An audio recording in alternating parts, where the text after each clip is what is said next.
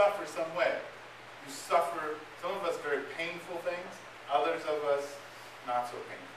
But suffering is basically living life outside of the garden, outside of the way it was supposed to be. So suffering can be that I'm sitting up here sweating and staring at you guys.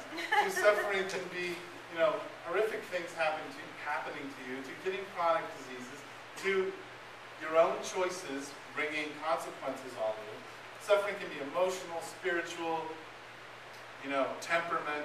Suffering has a lot of different facets to it. All of us do it. We all have to struggle through it. We all have to face suffering in one way or another. And that's where this woman is. She's suffering. She's suffering in her body. She's suffering relationally. And so she's desperate. And so she thinks, if I can just touch his cloak. There was a belief that someone who had the power to heal, not just their body, their hands, but everything about them, their clothes, would also do. So she needs to make it kind of stealthily, because she can't be revealed as the unclean woman, because she can't be in the crowd. So verse 29, immediately, actually, up one verse here. Lost my place. Amen? Yeah. Right, well, if I just can touch his clothes, I will be healed. Immediately, her bleeding stopped, and she felt in her body that she was freed from her suffering. And once Jesus realized the power had gone out of him, he turned around in the crowd and asked, "Who touched my clothes?" Here come the disciples, very humorous, guys. You see the people crowded against you, his disciples answered, and yet you ask a silly question like, "Who touched him?" I don't know who touched you. Do you know who touched him? That's just Eric's part. But Jesus kept looking around to see who had done it. Then the woman, knowing what had happened to her, came and fell at his feet and trembled with fear, told him the whole truth. Here's the thing with this woman. Here she is in front of Jesus. Now she's going to be revealed as the woman who's unclean. Everybody knows who she is. And the fear, I suspect, is he's going to reverse my healing. I've had this short little period of healing, and now it's going to be reversed. Now it's going to be reversed. And so where is she? She is at the feet of Jesus in a powerless position. She's powerless. And what does Jesus say to her? "Daughter, your faith has healed you.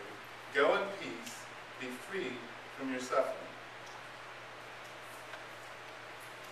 Now, we could take this wrongly, and I think we do when we talk about suffering as Christians. There's a belief in Christianity that says if you have enough faith, then you'll be wealthy, then you won't have suffering, nothing will go wrong. The reason that things are going wrong in your life is because you do not have enough faith.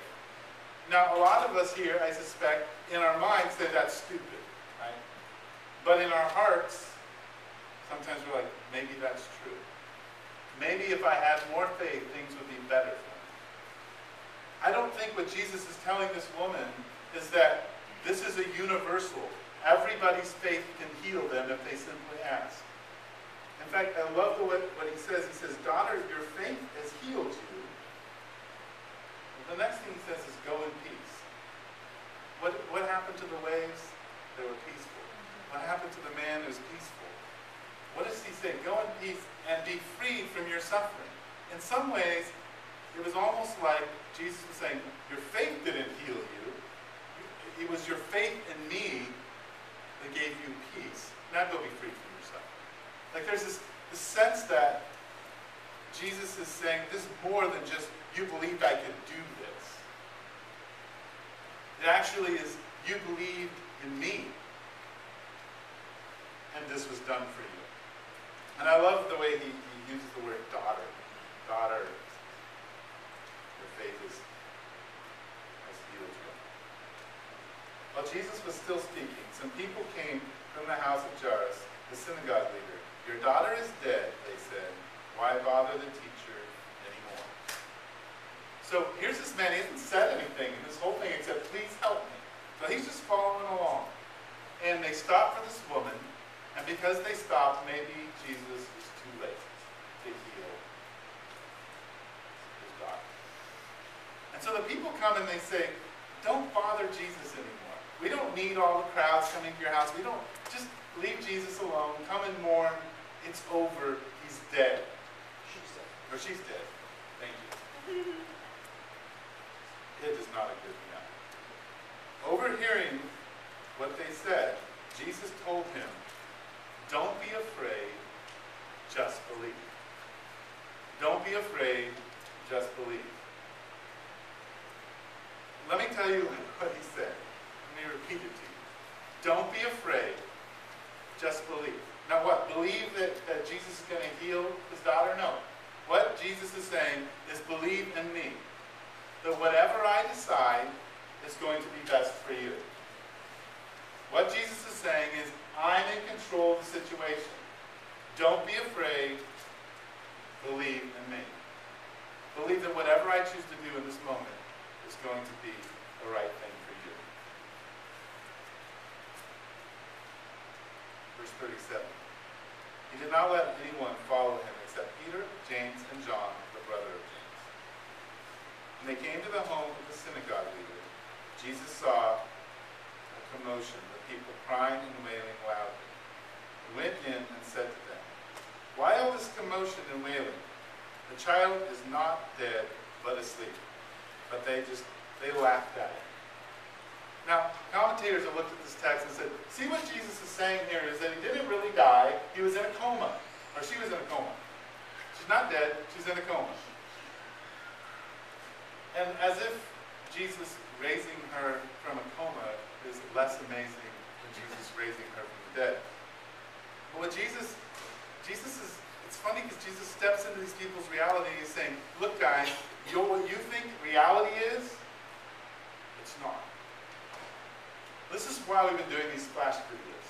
Because what we believe is that the Gospel of Mark is like a cold bucket of water in our face. It changes our reality. It changes the way we think about things. And what Jesus is doing right now is reorienting this man's reality. He's reorienting everybody's reality back on him. And so he says, look, she's not dead, she's just asleep. They laugh at him, and then Jesus, it says, after he put them out.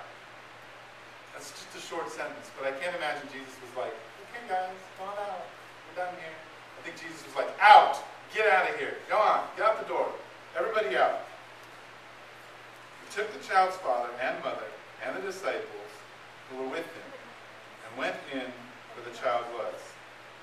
He took her by the hand and said to her, Talitha Kamon, which means, little girl, I say to you, get up. Immediately the girl stood up and began to walk around. She was 12 years old. At this, they were completely astonished. He gave strict orders not to let anyone know about this. He told them to give her something to eat. I love that Jesus says she needs something to eat. Like, people are probably so amazed that this poor little girl is just sort of wandering around and they're just like, oh my gosh. And he's like, guys, she's hungry. Give her something to eat. Which I know for a fact that she probably is, because my son is always hungry, and every morning he gets up before I do, now that it's summer, and he's laying on the couch, and when I come in to get my coffee and wake up, he says, Dad, you know why my stomach is grumbling? I'm like, I don't know. No, I have no idea. He says, because I'm hungry. Like, all right, good. Kids are hungry. They like eating. They like to eat their own food that they like. But anyway, that's a whole other story. So, as I was preparing this message, and I was looking at what's happening here, and I looked at these two people, they're suffering. And what I really, really wanted to do for you was preach a sermon on suffering. I wanted to tell you why you're suffering, what appropriate suffering is. I wanted to go to Romans, and I wanted to explain it all to you. And yet what God kept telling me is, Eric, no, I want you to stay here in this passage. And as I was reading it over and over again and trying to figure out what God was saying, it reminded me of where I am with my children. We're reading The Lion, the Witch, and the Wardrobe. Now, I've read The Lion, the Witch, and the Wardrobe hundreds of times. So I know what happens to Aslan. I know what Peter. I know what happens to Edmund. I mean, I've rewritten what's happened to them. I've heard it so many times. Yet my children are hearing it for the very first time. So they have no idea what's going to happen. And they're desperate to hear the next chapter. A lot more desperate than I am, though C.S. Lewis is amazing as a writer. You can read him over and over again. But you know what? When we read this text, I know the end of the story. The end of the story is that Jesus died on the cross for my sins and for my brokenness, and that Jesus rose from the dead, and that he gives me hope. And yet, that's not where we're at right now. Right now, in the story, we're with Jesus, healing a woman, healing a little girl. And so I want to just look at a few things in this story and in the two other stories. The reality in life is that you and I find ourselves in the disciples' place, this young woman's place, the girl's place, the dad's place. We're all powerless. Most of our life is out of our control. And we spend most of our life trying to figure out how to get control of it, or to control people. But the reality is that even if this young woman is healed of her bleeding, the next day she could be robbed and killed.